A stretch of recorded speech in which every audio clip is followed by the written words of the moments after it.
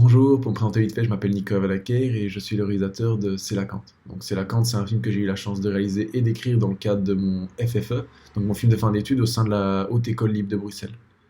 Pour parler vite fait de l'histoire de C'est la Cante, c'est l'histoire de la réinsertion sous liberté conditionnelle d'un homme qui a eu 8 ans auparavant a eu un fils, donc juste avant de rentrer en prison, et du coup ce fils a grandi sans père.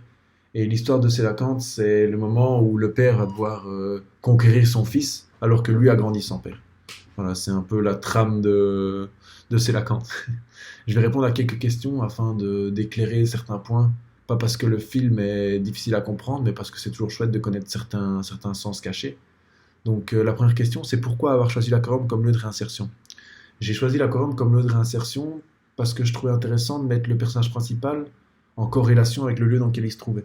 Parce que j'ai toujours estimé qu'un aquarium, c'était un endroit où on recrée une fausse vérité pour les poissons, en fait. Parce qu'on leur donne des coraux, on met des pierres, on met des algues, et on essaie de leur faire croire qu'ils sont dans leur habitat naturel, alors que pas du tout. Et je trouvais ça intéressant de mettre la liberté conditionnelle en comparaison avec ça, parce que la liberté conditionnelle, c'est aussi un endroit où on essaye de créer une fausse vérité, on lui fait croire qu'il a, enfin on lui fait pas croire, il s'en doute, mais on crée une fausse liberté, on lui donne le droit de marcher, on lui donne le droit de gambader, alors qu'au final, il est coincé, il est quadrillé par les gens, exactement comme un poisson dans un aquarium. Et donc je trouvais ça intéressant de mettre mon personnage principal dans un lieu qui lui correspondait à ce point-là.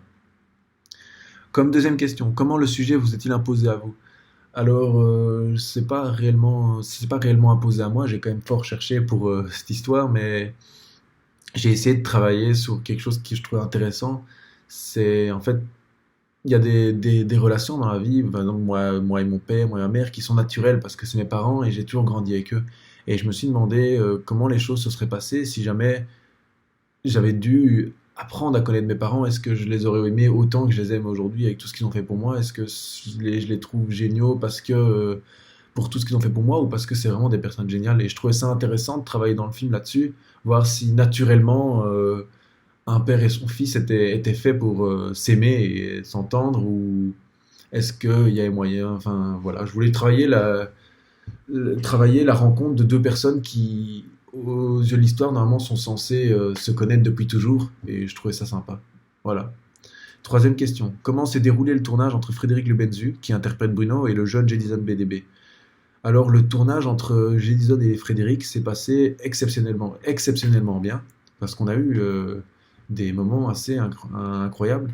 Parce que, par exemple, en fait, je ne le savais pas avant le tournage, honte à moi, mais en fait, Jedison BDB a grandi sans père. Il ne connaît pas son père et il a trouvé, enfin j'ai l'impression, c'est pas, j'ai l'impression qu'il a trouvé une sorte de figure paternelle chez Frédéric. Et donc pendant tout le tournage, il était tout le temps, même hors caméra, il était tout le temps près de lui. Et Frédéric a adoré d'ailleurs cette situation parce qu'il s'occupait de lui comme son fils aussi. Il lui apportait des jeux, il lui apportait des trucs, il s'amusait avec lui pendant les plays hors caméra et ça s'est passé vraiment très bien en fait. Étonnamment, on a réussi à trouver hors caméra ce qu'on recherchait devant la caméra.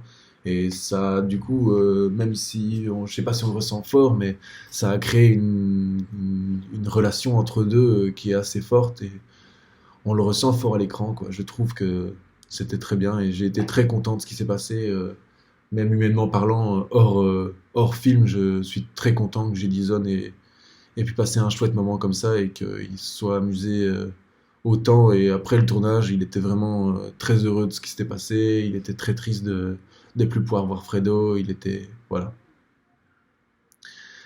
Et ben maintenant que vous savez tout ça, j'espère que vous allez passer un bon visionnage et au revoir.